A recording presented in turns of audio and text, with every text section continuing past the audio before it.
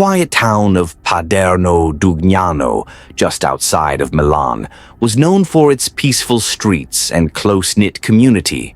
Families like the Chiarionis were at the heart of that harmony.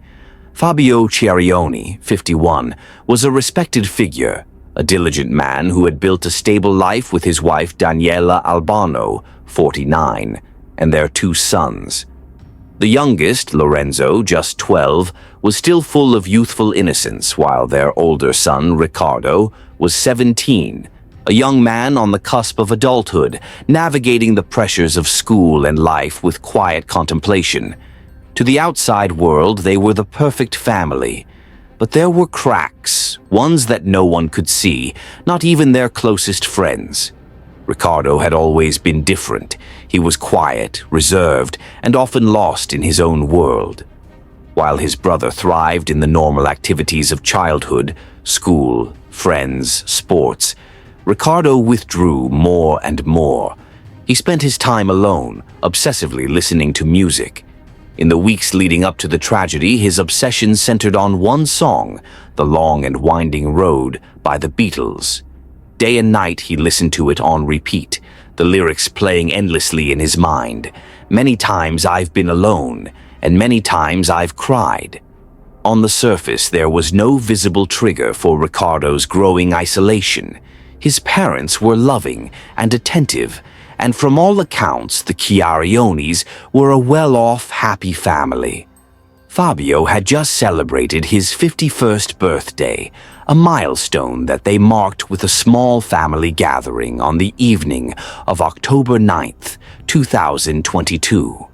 They shared dinner, laughs, and gifts in their comfortable home on Via Cristoforo Colombo, the same home where their lives would take a horrifying turn just hours later.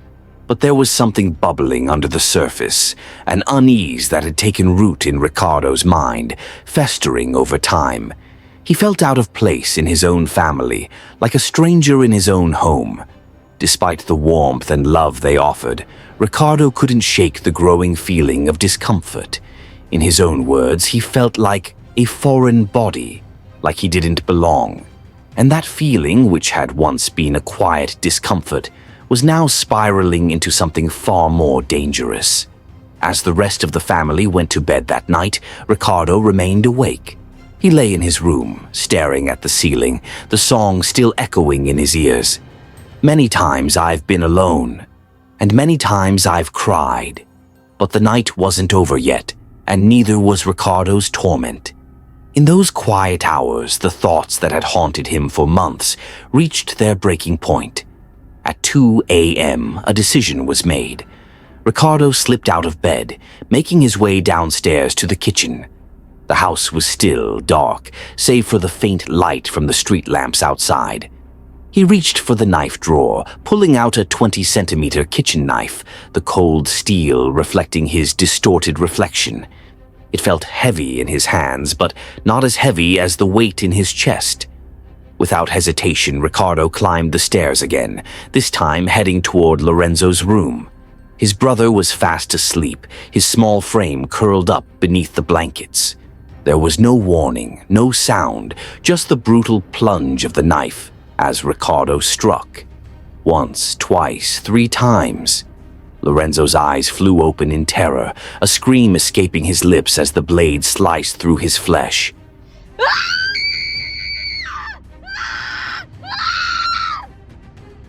But it was too late. The damage was done. The scream that shattered the silence wasn't just heard by Riccardo. It woke his parents, who rushed into the room in panic. Fabio and Daniela, still in their nightclothes, ran to their youngest son's side. But what they saw was beyond their worst nightmares. Lorenzo lay motionless, his small body torn apart by the vicious attack. Blood soaked the sheets, the floor, and Riccardo stood over him, knife in hand, his face blank with eerie calmness. But the nightmare wasn't over. Fabio, desperate to save what was left of his family, lunged toward Riccardo, yelling for help, for mercy, for anything. But Riccardo didn't stop. He turned on his father next, stabbing him in the neck, once, twice, 3 times. Blood spurted from Fabio's wounds, his body convulsing as he crumpled to the ground. In his final moments, he begged his son to stop, but the boy he had raised was gone, replaced by something unrecognizable, something monstrous. Daniela, frozen in horror, could barely move as she witnessed the slaughter of her husband and son. She tried to run, to escape, but Riccardo's rage was unstoppable. The same knife that had torn through his brother and father now found its way to his mother, slashing through her nightclothes as she crumpled to the ground beside them. In just a few minutes, Riccardo had destroyed everything, every bond, every relationship, everything he had ever known. As the blood pooled around their bodies, Riccardo stood amidst the carnage, the knife still gripped tightly in his hand. His breaths came in short, shallow bursts, his mind struggling to process what he had done. There was no freedom in this moment, only emptiness. The sense of discomfort that had driven him to this point remained, gnawing at him even now, as the lifeless bodies of his family surrounded him. But the story doesn't end there. The night was heavy with silence. Only the faint hum of streetlights outside and the ticking of a clock in the hallway remained to mark the passage of time. Inside the Chiarioni home, it was a different world, one drenched in blood and loss. Riccardo stood in the center of it all, his hands trembling, his breathing shallow, the cold steel of the knife still in his grip. His eyes darted between the bodies of his family, now lifeless on the bedroom floor. For a moment, it was as if time stood still. He was suspended in a surreal state where reality and the nightmare blurred into one. The weight of what he had done pressed down on him, but he could not fully comprehend it. He had thought, no, he had believed, that by doing this, by erasing them, he would somehow feel free. But now, standing among the dead, all he felt was the suffocating weight of silence. With the knife slipping from his hand, Riccardo stumbled back toward the hallway. His bare feet tracked bloody footprints as he moved through the house in a daze. He walked to the front door and stepped outside into the cool night air. Paderno Dugnano, a town that had always felt so normal, so familiar, was now a world away. The peaceful streets, the well-kept homes, they all seemed like echoes from a life that no longer existed. Riccardo stood on the front lawn, barefoot and covered in his family's blood, staring at the world around him. For a brief moment he considered running, disappearing into the night and leaving everything behind. But where would he go? What was left? The idea flickered in his mind, only to be snuffed out by the weight of what he had done. There was no escape. There would be no freedom. He reached for his phone, his hands shaking as he dialed the number. The ringing on the other end felt like an eternity, each second dragging him deeper into a pit he could not climb out of. When the line finally connected, his voice was hollow, empty.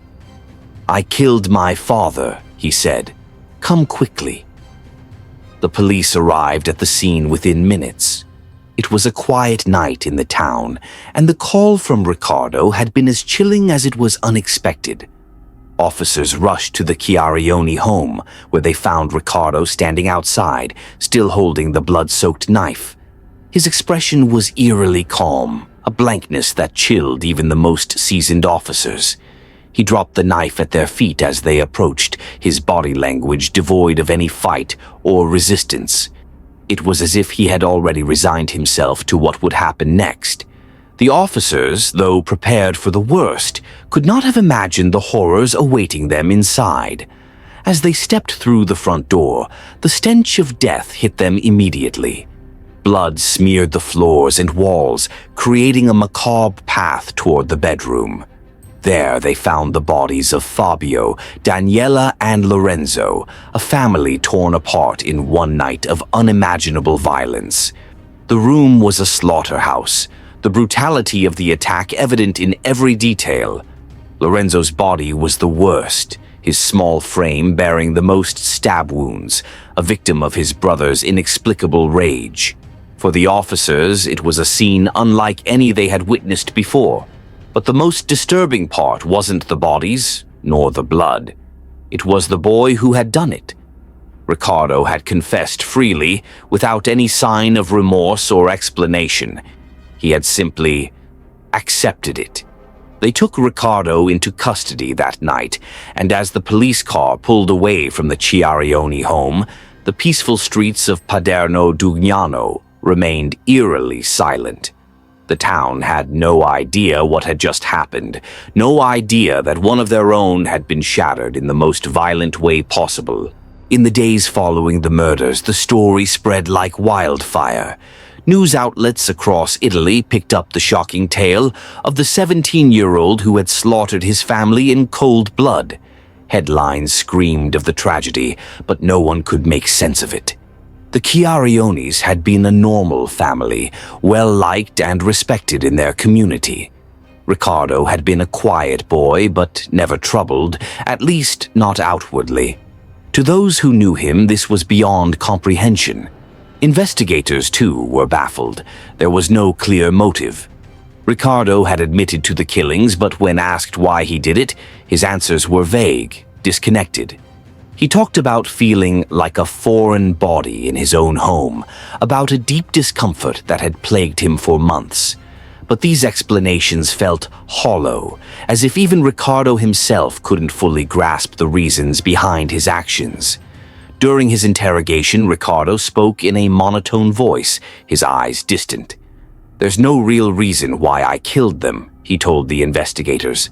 "I felt oppressed, like I didn't belong. I thought by killing them I'd feel better, but I didn't." He recounted the events of that night with chilling clarity, how he had stabbed his brother first, how his parents had rushed in, how he had turned the knife on them without hesitation. But beyond the facts of the case, there was no deeper insight into Riccardo's mind. The more the investigators pressed him, the more he withdrew into himself. It was as if he had already accepted that this was his fate. He had killed them, and now there was nothing left. As the investigation continued, Riccardo was placed in Milan's Beccaria juvenile prison, where he awaited trial. The media swarmed the story, desperate for answers that weren't forthcoming. Psychologists were brought in to try and understand Riccardo's mental state, but even they struggled to explain his actions. Sabrina Di Taranto, the prosecutor handling the case, admitted that from a judicial standpoint, they had no concrete motive. "It will take a long time to understand such an atrocious act," she said in a press conference. Riccardo understood what he had done. He expressed his discomfort, but it wasn't directly related to any specific family issues. He just felt disconnected. The lack of a clear motive only deepened the mystery surrounding the case. Was this the result of some undiagnosed mental illness? Or had Riccardo simply snapped under the pressure of being an outsider in his own home?